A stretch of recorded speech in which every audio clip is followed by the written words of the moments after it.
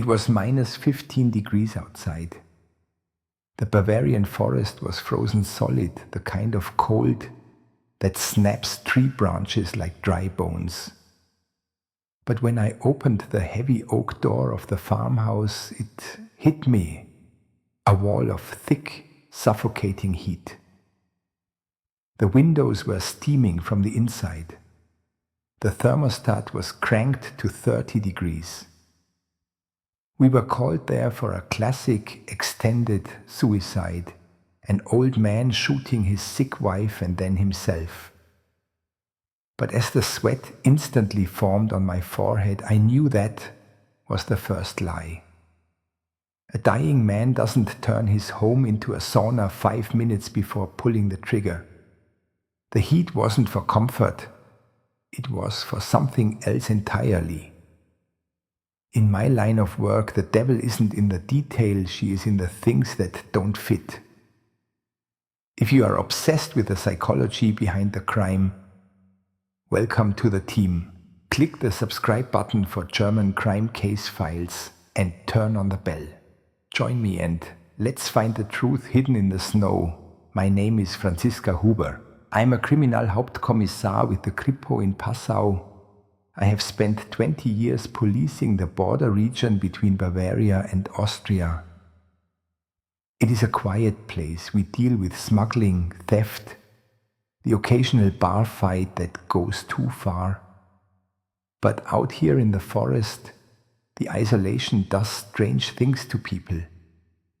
Silence allows secrets to grow until they become too big to keep inside the walls. The call came in at 08:30 on a Tuesday. A young man, Wagner, had called the emergency line, screaming that he had found his grandparents dead. The Wagner farm, the Hinterhof, sits at the end of a 3-kilometer gravel road that winds deep into the pines. It hadn't been plowed in days. My partner, Kommissar Weber, and I had to follow the tracks of a tractor just to get our vehicle close enough. The silence was absolute. No birds, no wind. Just the heavy, oppressive grey of a German winter sky. When we stepped inside, the heat was the first thing that made me stop. It smelled of stale air, old dust, and something sweeter, the faint cloying scent of pine cleaning fluid trying to mask the smell of biological decay. In the kitchen, sitting at the rustic wooden table, were Hans and Greta Wagner. They were 82 and 79. The scene looked like a tableau from a sad play. Greta was slumped forward in her chair, her head resting on the table as if she were napping. Hans was slumped back, his right arm hanging down. On the floorboards beneath his hand lay a Luger pistol, a relic from the war. "It is a clear case, Franziska," said Dr. Braun. "He is the local Landarzt, country doctor, a man who has signed more death certificates in this district than I have read newspapers." He was already packing his bag, looking tired. Hans had terminal lung cancer. Greta was deep into dementia. He decided it was time. Erweiterter Suizid. It happens. He wanted to sign the papers. He wanted the undertaker to come so he could go home to his coffee. I looked at Lucas, the grandson who had found them. He was standing by the stove wearing a heavy winter coat, but his face was slick with sweat. He was shifting his weight from foot to foot, his eyes darting between the bodies and the door. I came to bring them groceries," Lucas stammered. "I come every week. I knocked, but no one answered. The door was unlocked." I looked at the kitchen table. There were no groceries, just a clean table, 2 dead bodies, and that unbearable tropical heat. "Why is it so hot in here, Lucas?" I asked. He wiped his forehead with a trembling hand. "Grandpa, he was always cold, because of the cancer. The chemotherapy made him freeze. He liked it hot. I nodded slowly, but my instincts were screaming at me. I walked over to the thermostat on the wall. It was set to the maximum. The radiator pipes were ticking, expanding from the pressure. I looked back at the bodies. If Hans had shot his wife and then himself this morning, as the doctor suggested, why was the smell of decomposition already faintly present in the air? Heat speeds up the process, yes, but something about the timeline felt wrong. "Don't touch anything yet," I told Dr. Brown, who was reaching for his pen. "Franziska, please," the doctor sighed. "Let the boy grieve. Let them rest." I ignored him. I pulled on a pair of latex gloves and walked toward Hans. I needed to see the wound. I needed to understand why a man would burn half a tank of heating oil just to die in a sweatbox. Most people see a tragedy and look away. A detective has to look closer, and what I was about to see would turn this tragedy into a nightmare. "Time of death?" I asked, my voice cutting through the thick, humid air. Dr. Brown glanced at his watch, then at the bodies. "Hard to say with this heat. Rigor mortis has passed or hasn't set in fully. Given the temperature, decomposition is accelerated. I'd say maybe late last night, early this morning." "Late last night," I repeated.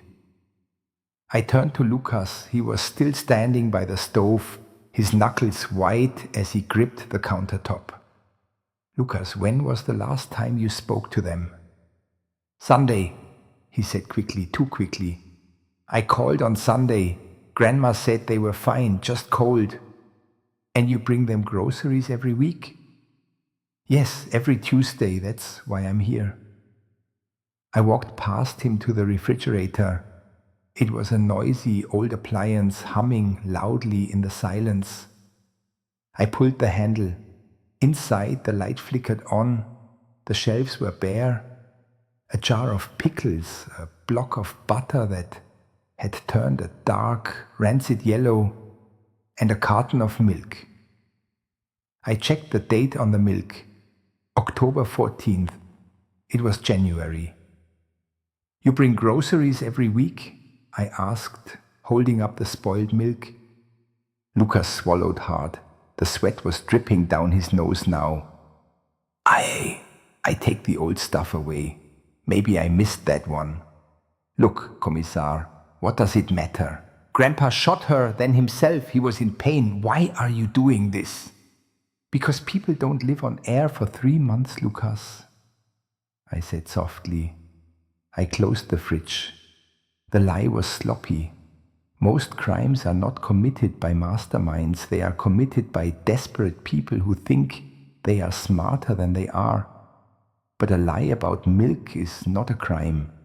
It's just a loose thread. I needed to find the tear in the fabric. "Dr. Brown, step aside," I said. "Franziska, really, the Spurensicherung, forensics, will be here in an hour. We can move them." "No one moves them," I snapped. I walked over to Hans. I needed to understand the mechanics of the death. If this was a suicide, the gun was in the right place. A Luger Pistol 8, a heavy, nasty weapon. It lay on the floorboards, directly below his right hand. The angle of the arm was natural.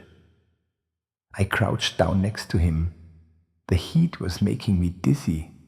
It felt wrong to be sweating this much in the presence of death.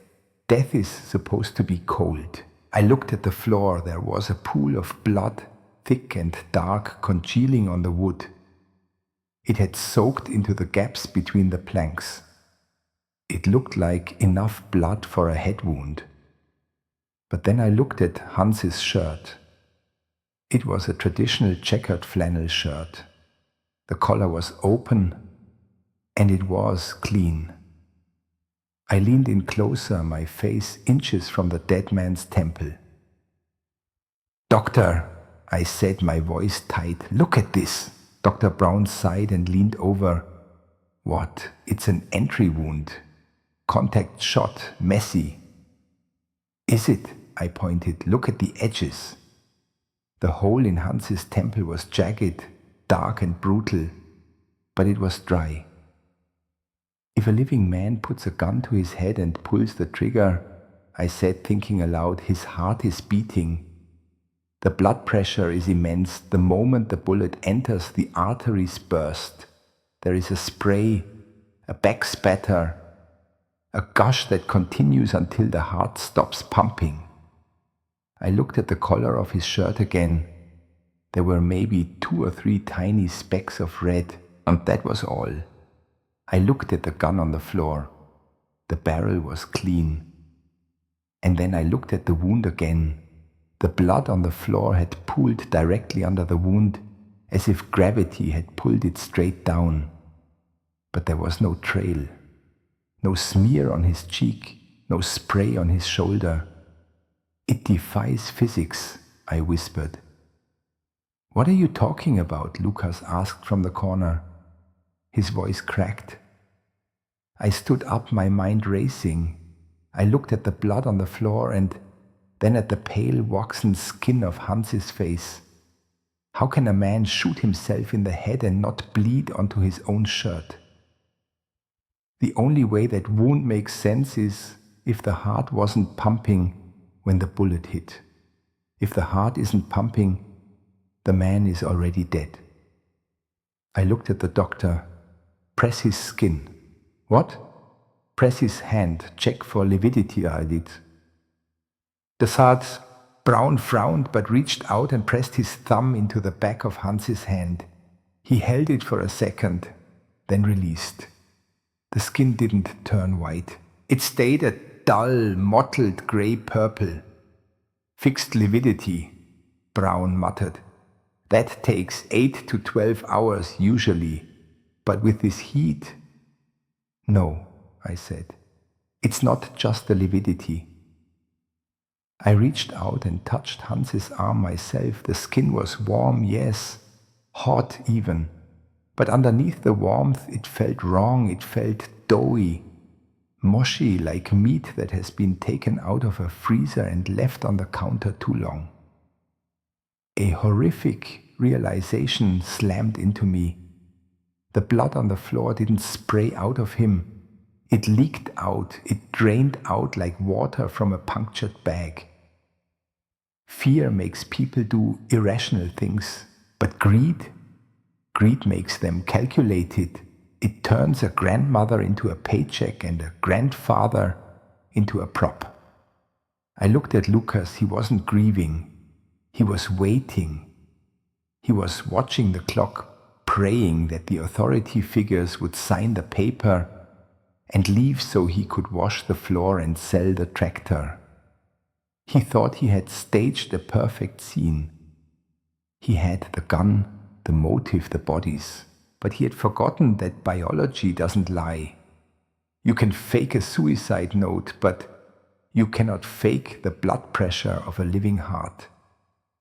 Lucas, I said, turning to face him fully, I didn't reach for my weapon, but I unclipped the safety strap on my holster.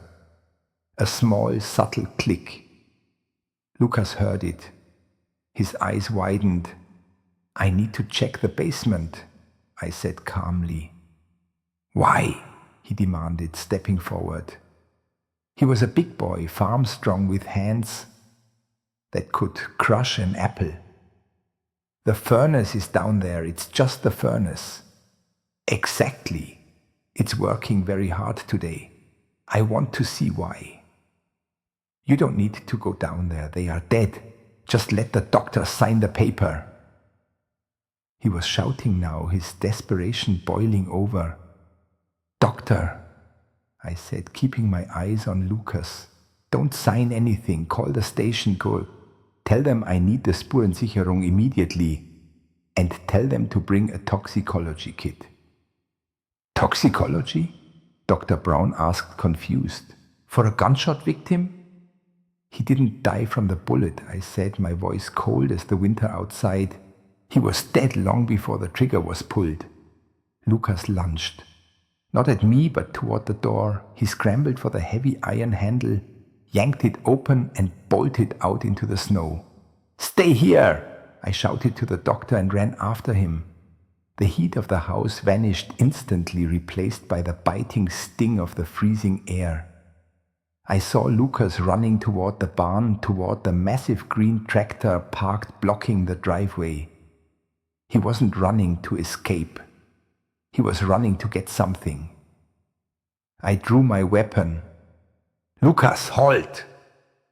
He ignored me, disappearing behind the massive wheels of the machine. The investigation had just stopped being a formality. The suicide was a lie. And now I was alone in the middle of a frozen forest with a man who had been living with corpses for months, and he had just realized that his time was up. I crouched behind the heavy wooden door of the barn, my weapon drawn and trained on the darkness inside. The wind howled through the slats, a sharp contrast to the tropical sickness of the house. "Lucas!" I shouted. "Drop the weapon! Step out!" "Go away!" His voice echoed from the loft. "It's my farm. They are my grandparents." I heard the metallic clack, clack of a bolt-action rifle. A standard hunting rifle, likely a Mauser. Every farm in Bavaria has one for boars and foxes. Now it was pointed at me. My radio crackled. It was Weber, my partner. "Franziska, we are 10 minutes out. The mayor just called the chief. He's furious. He says you are harassing the Wagner boy. Apparently the Wagners donated to his campaign. He wants us to stand down and let the doctor classify it as a suicide." "The mayor can go to hell," I whispered into the mic. "I have an armed suspect barricaded in the barn. Proceed with caution." I was pinned. If I moved, he might shoot. If I waited, he might shoot himself or worse, flee into the deep forest where we would never find him. But I needed more than just an arrest. I needed the truth.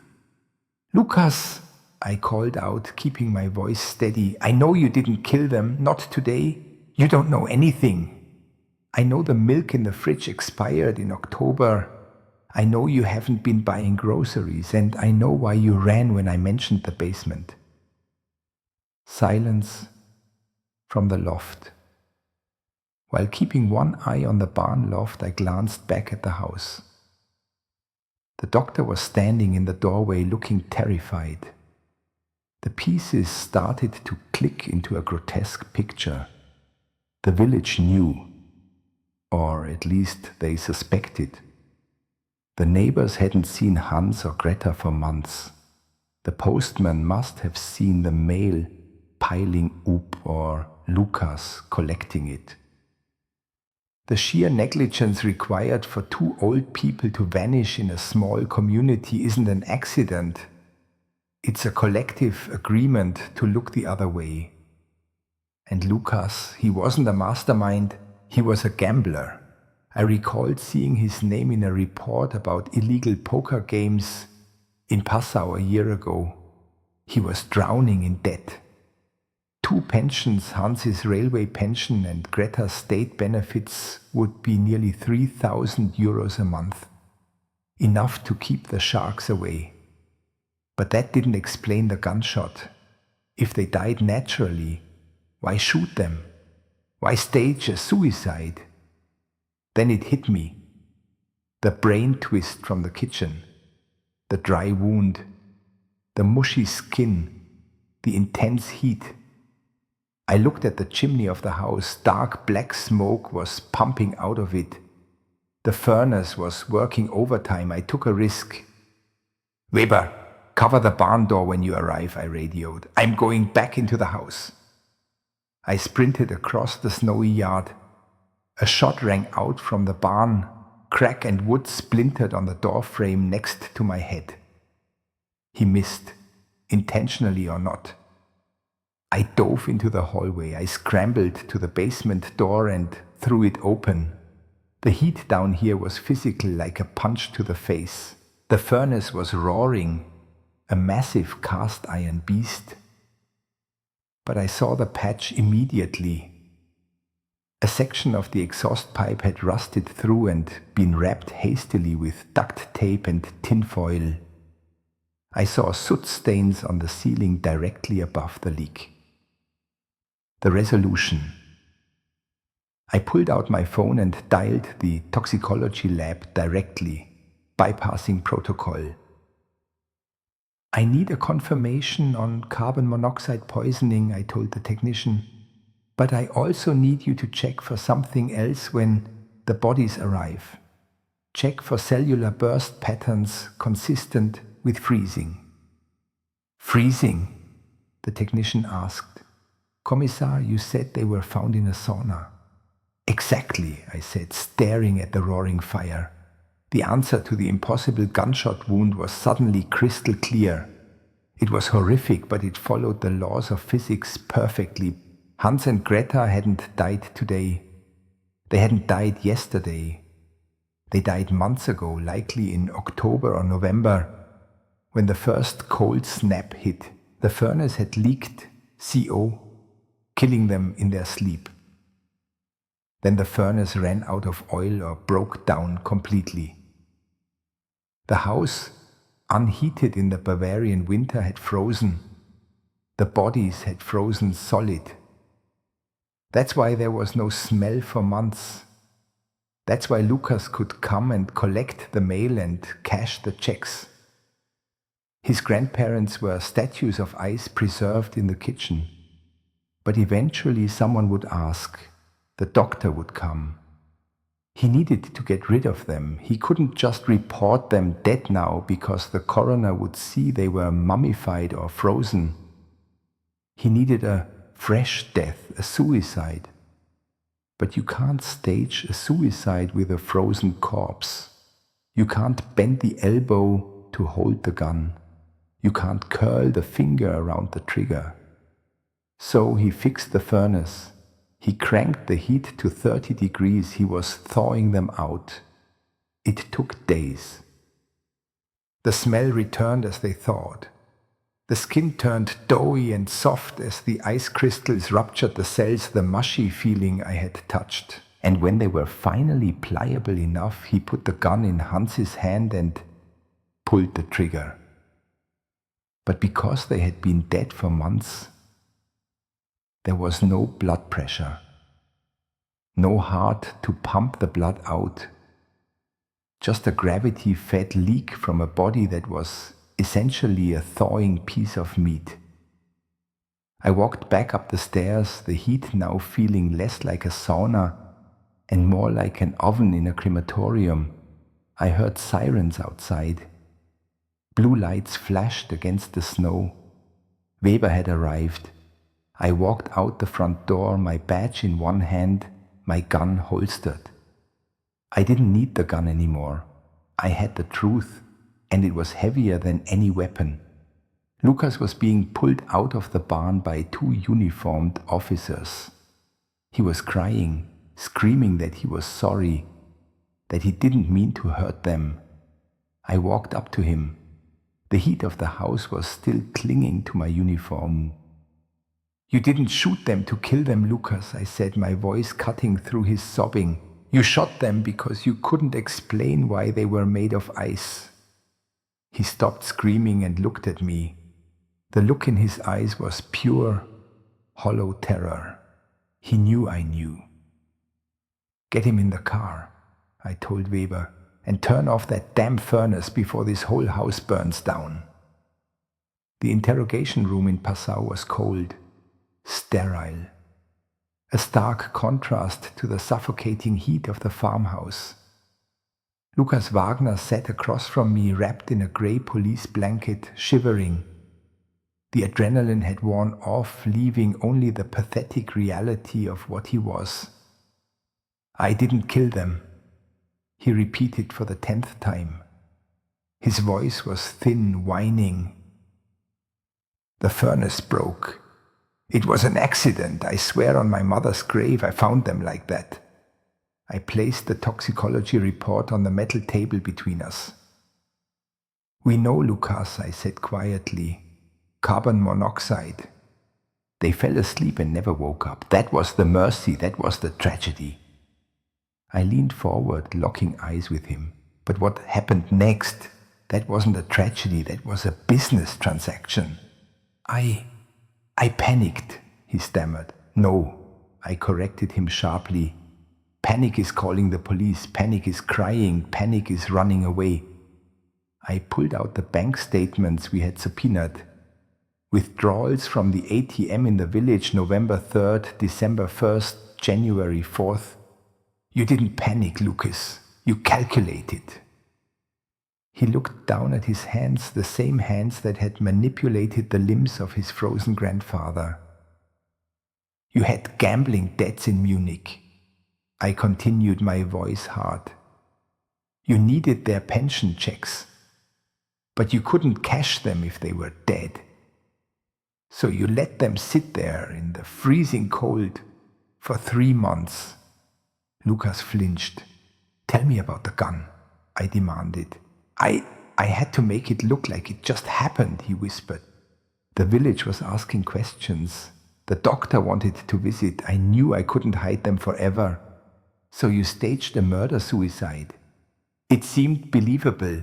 Grandpa was sick. But they were frozen, Lucas, I pressed, forcing him to confront the physical reality of his actions. You couldn't bend his arm. You couldn't put the finger on the trigger, so what did you do? He squeezed his eyes shut. Tears leaked out, but I felt no sympathy. I turned up the heat, he choked out.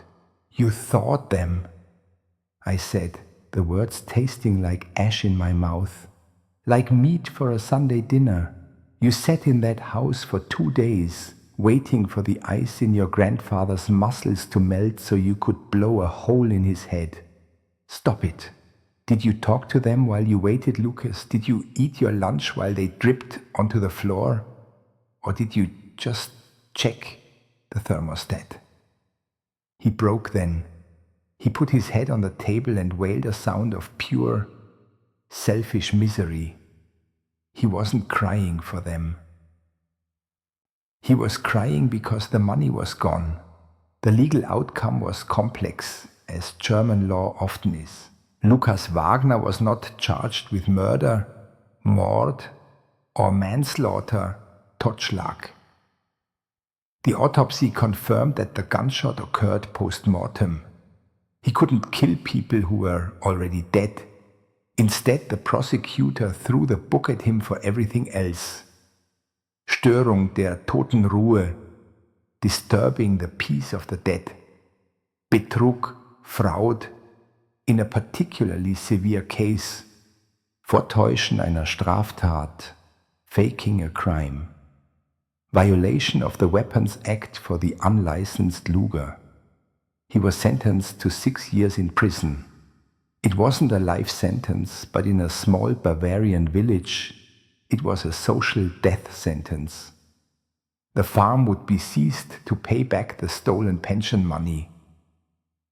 The Wagner name was destroyed. The irony was bitter. If Lucas had reported the accident in October, he would have inherited the farm legally. It was worth €500,000. But he was too greedy for the monthly cash, too short-sighted to see the value of the land. He traded a legacy for a few €1,000 and a prison cell. I stood in the farmhouse one last time before the foreclosure team arrived. The heating had been turned off for weeks. The house was cold again, silent and still. The smell of cleaning fluid was gone, replaced by the damp scent of the forest. I looked at the spot on the floor where Hans had lain. I thought about the nature of evil. We often look for monster serial killers, sadists, psychopaths. But in my 20 years with the Kripo, I have learned that true evil is often much more banal. Evil is practical. Evil is a grandson who looks at the people who raised him and sees only an obstacle to a bank transfer. Lucas didn't hate them. I almost wished he did. Hate is a human emotion. Hate is hot. What Lucas did was cold. He treated them like broken furniture that needed to be rearranged. I walked out into the snow and locked the heavy oak door. The winter air bit at my cheeks sharp and clean. People say the Bavarian forest is spooky, that the trees hold secrets. They are wrong. The forest is honest. It freezes, it kills, but it never lies. Only people do that. I got into my car and drove away, leaving the silent farmhouse behind, finally letting the cold take it back.